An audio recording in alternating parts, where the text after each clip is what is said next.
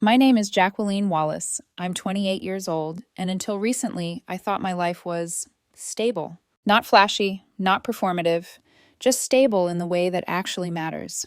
Bills paid, keys in my pocket, peace in my own space. I'm a remote software engineer for a decent tech company. Good salary, steady work, no chaos. 3 years ago, I bought my own two-bedroom condo downtown. It's not some penthouse, but it's mine. The mortgage is manageable, the building has a gym, and I've got a home office set up exactly how I like it. Clean desk, quiet corners, routines that don't surprise me.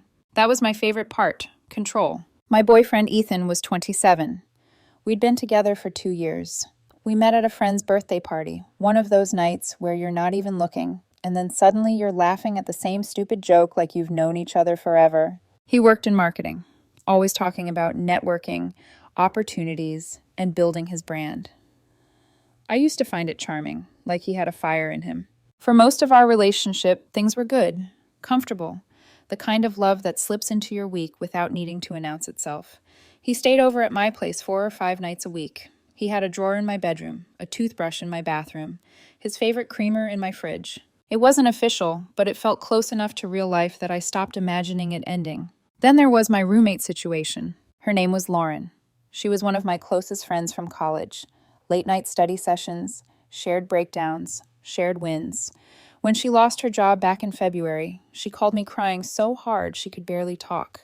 Laid off, no warning, rent due, no savings. She'd been bouncing between couches, trying to smile like she wasn't terrified.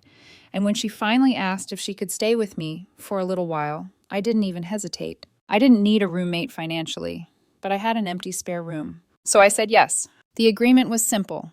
Lauren could stay rent-free for 3 months while she job hunted. After that, she'd start paying $400 a month, a joke compared to what any place around here costs. I wasn't trying to profit off her. I just wanted her to have dignity and a chance to recover. That was 6 months ago. Lauren hadn't paid a single dollar. Every time I brought it up, she had an excuse ready like it was scripted. The interview didn't pan out. The offer fell through. Recruiters ghosted her. She was so close. Meanwhile, I paid for everything. Mortgage, utilities, internet, groceries, most of them. Because somehow her unemployment benefits were just enough for her phone bill and car insurance, but not enough to replace the food she kept eating out of my fridge. And I let it slide. Because I'm the kind of person who tells herself, she's struggling. Don't be cruel. Be patient. Ethan didn't see it that way. She's taking advantage of you, he'd mutter whenever Lauren wasn't in the room. You're too nice, Jacqueline. People see you as a safety net.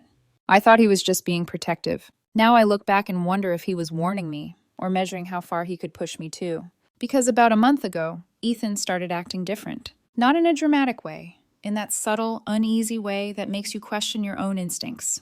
More distant, more distracted, always on his phone, then flipping it face down the second I walked into the room. He started going to the gym constantly, which normally would have been fine, except a 1-hour workout turned into 2 hours every time. He started wearing cologne just to sit in my living room. He dressed nicer even when we weren't going anywhere. I noticed it all. Of course I did. I just didn't want to be the girl who assumes the worst. Then 3 weeks ago, it happened. The moment that still makes my stomach tighten when I replay it. We were on my couch. I was working on code for a project, laptop balanced on my knees. Ethan was scrolling on his phone like he'd been doing nonstop lately. Lauren was in her room, door closed. Babe, Ethan said, and his voice had this rehearsed softness to it. We need to talk. I saved my work, closed my laptop, and turned toward him. What's up? He sighed, long and dramatic, like he was carrying some heavy truth. I've been doing a lot of thinking, he said, and I feel like I need space. I blinked. Space? Yeah, he went on, eyes suddenly somewhere over my shoulder instead of on me. I love you, Jacqueline. I do. But I feel like I've lost myself in this relationship. I stared at him, waiting for the punchline that never came. He kept talking about finding his purpose, rediscovering who he was as an individual, needing time to work on himself. It sounded like he was quoting captions from people who don't have real problems. I tried to stay calm. Okay, what does that look like? I think we should take a break, he said. A break. The word landed like a cold object in my chest. I asked the question I didn't want to ask. Is there someone else? His head snapped toward me like I'd insulted him. What? No. God, Jacqueline." He looked almost angry. "I can't believe you'd accuse me of that."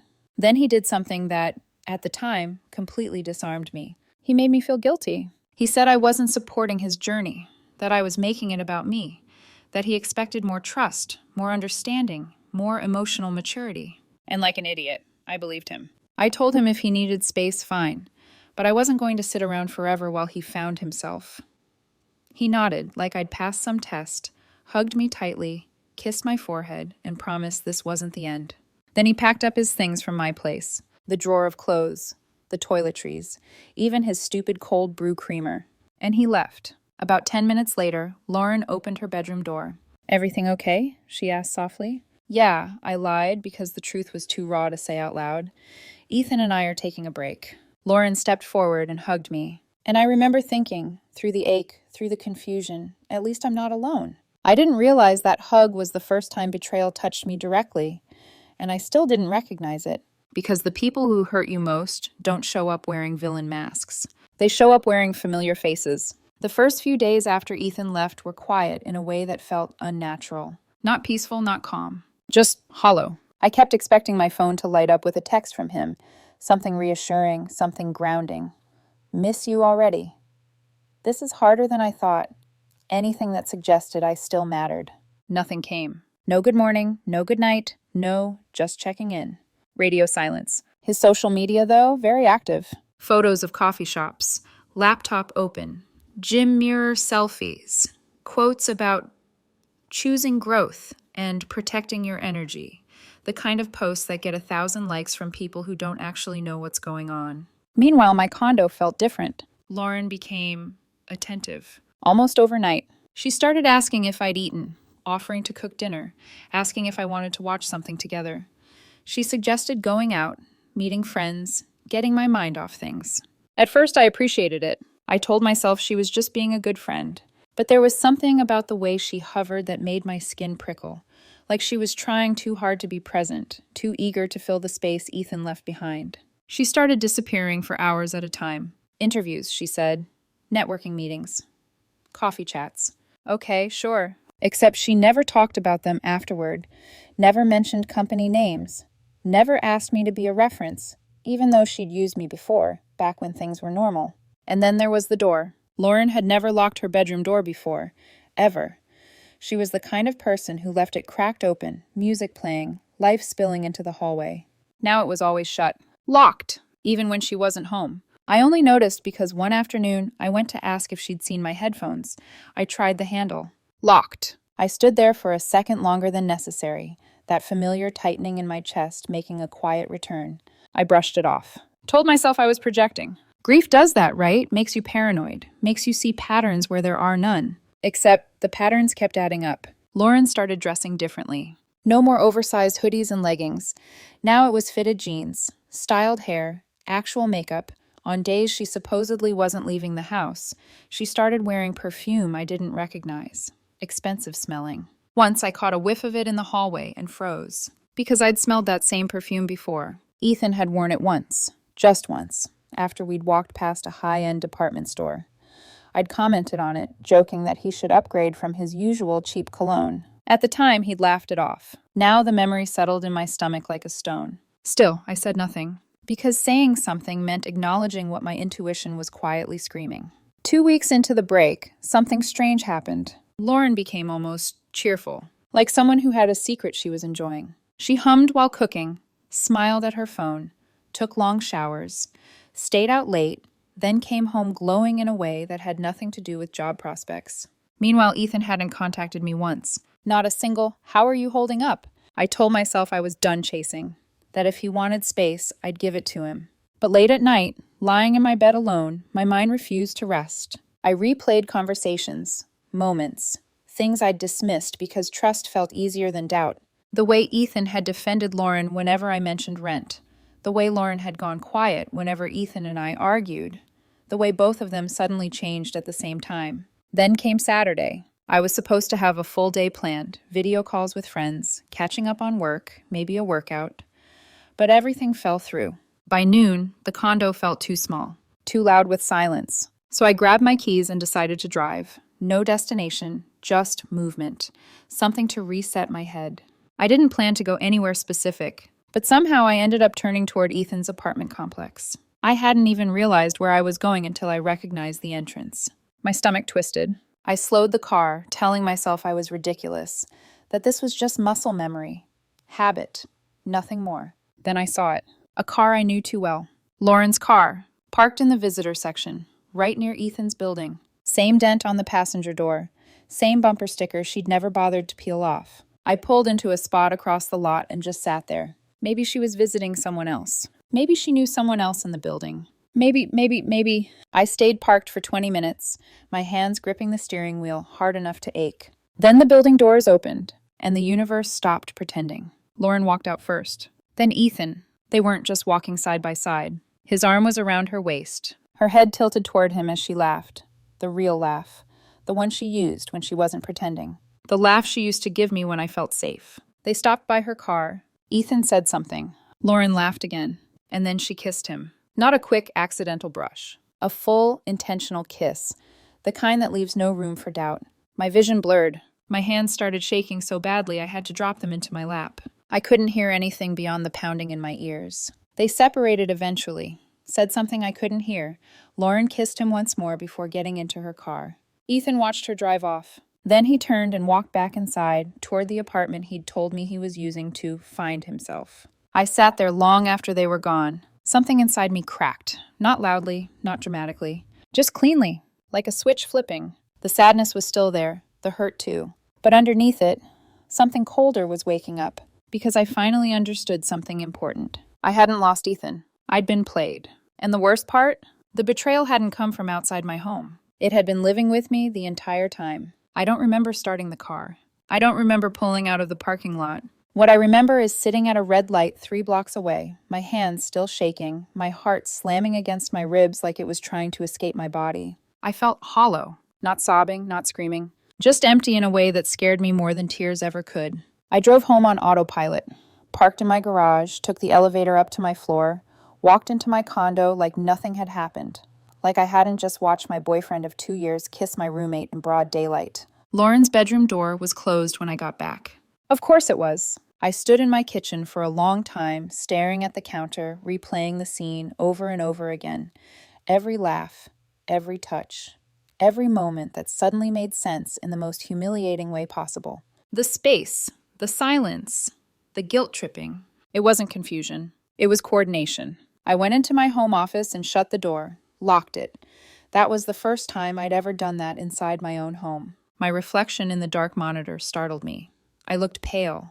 Older, like something had been taken from me that I couldn't get back. That's when the anger finally arrived. Not explosive anger, focused anger, the kind that sharpens your thoughts instead of blurring them. I rolled my chair back, opened my laptop, and did what I do best when something feels wrong. I gathered data. About a year earlier, there had been a string of break-ins in our building.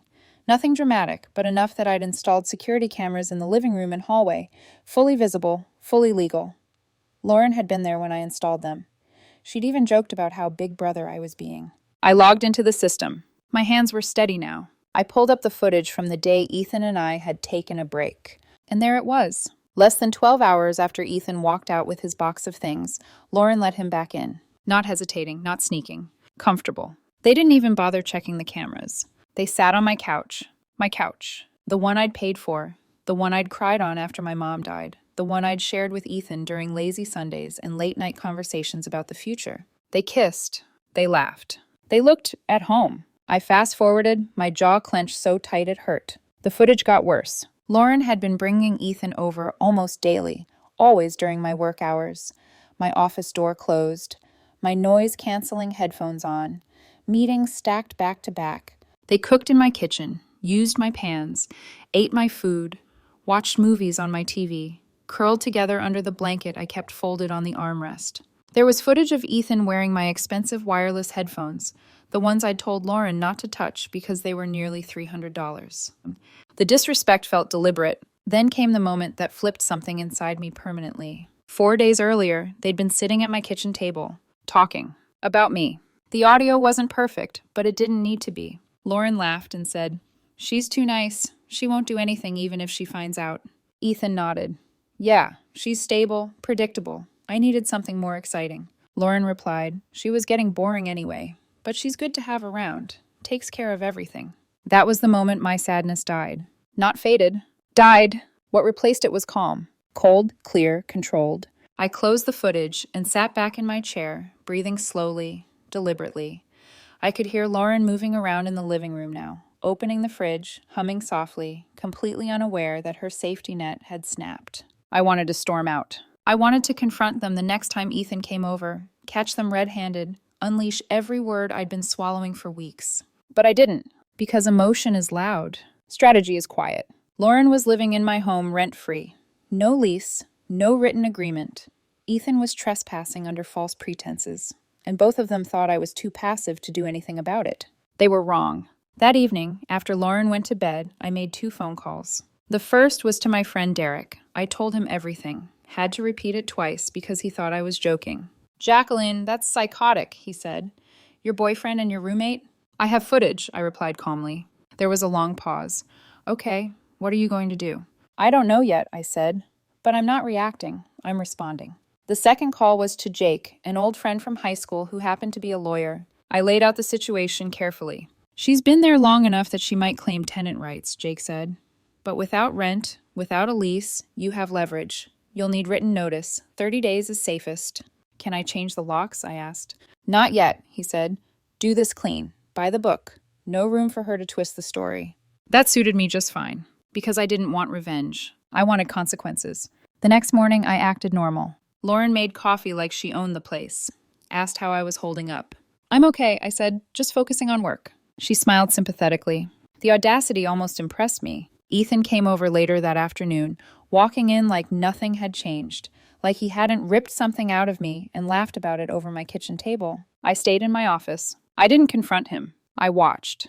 Because the most dangerous moment in any betrayal is when the betrayer still thinks they're winning. And I needed them comfortable, unaware, because when the ground finally dropped out from under them, I wanted there to be nowhere to land. Monday morning, I printed 2 copies of a document I never imagined I'd need. Notice of termination of informal living arrangement. One for Lauren, one for my records. I dated it, signed it. Then I called Derek and asked him to come over before work. I needed a third-party witness, someone calm, reliable, and not emotionally involved. When he arrived, he didn't joke, didn't tease, just read the notice, nodded, and signed at the bottom. You sure about this? He asked quietly. I've never been more sure of anything, I said. Lauren didn't come out of her room until almost 10. No rush, no urgency. Why would there be? She didn't have a job to get to. She padded into the kitchen in socks, poured herself coffee I'd bought, and smiled like everything was normal. Morning, she said. We need to talk, I replied. That got her attention. I slid the notice across the counter. What's this? She asked, frowning. You have 30 days to find a new place, I said calmly. This arrangement isn't working anymore. She laughed. Actually laughed. Wait, what? Jacqueline, come on. Is this about the money? I told you I'm close to landing something.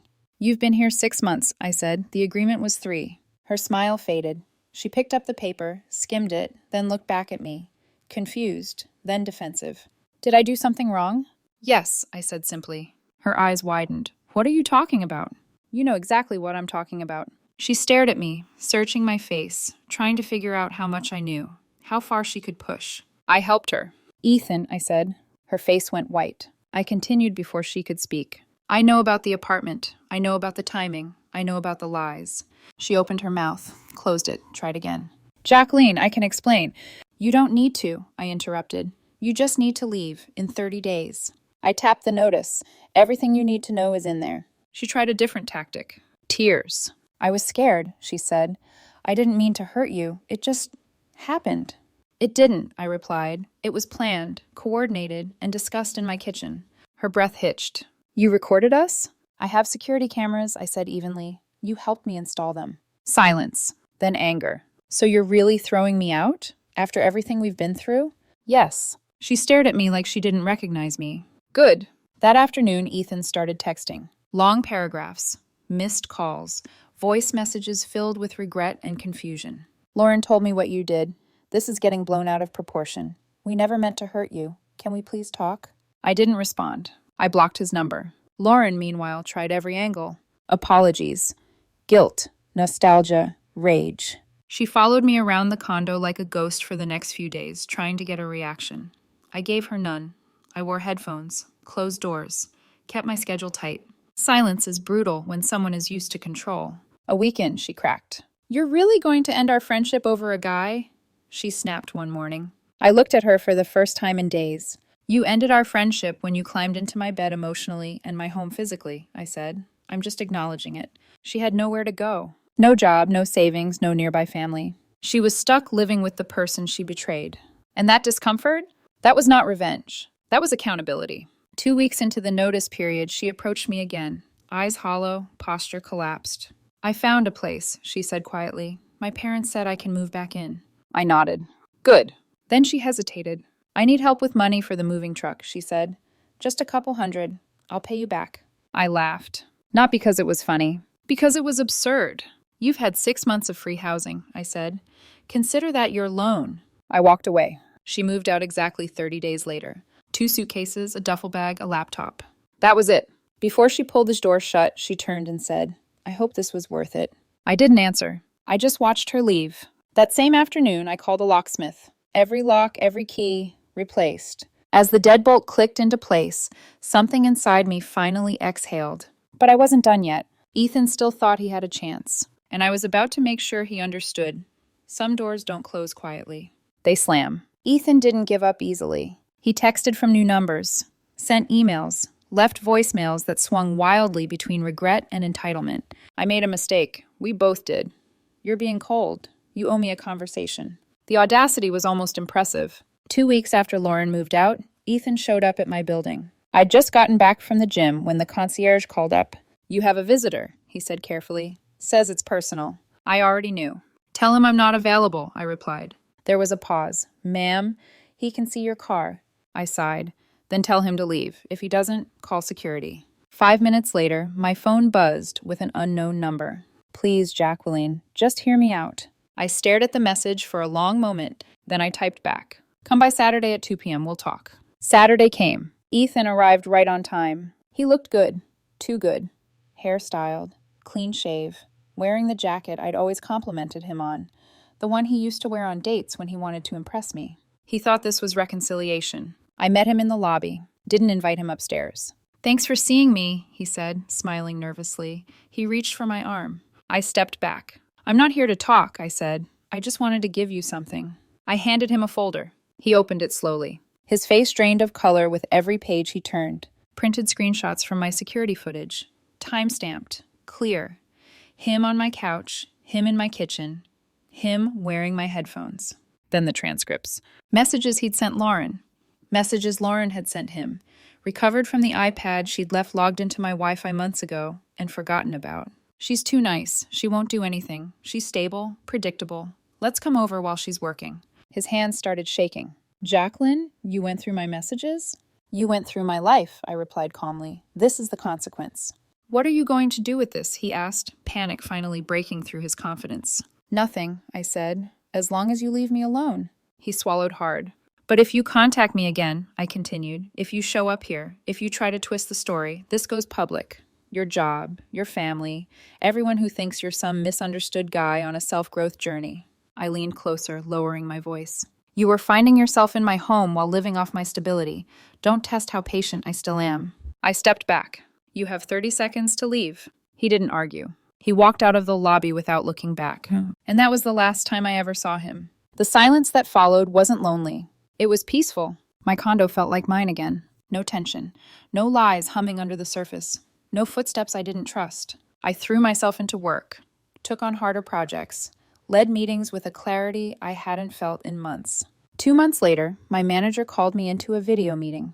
Promotion, raise, team lead position. Apparently, when your emotional energy isn't being siphoned off by betrayal, you can do incredible things. I upgraded my workspace, bought a new monitor, finally replaced the chair I'd been meaning to ditch. Started boxing classes.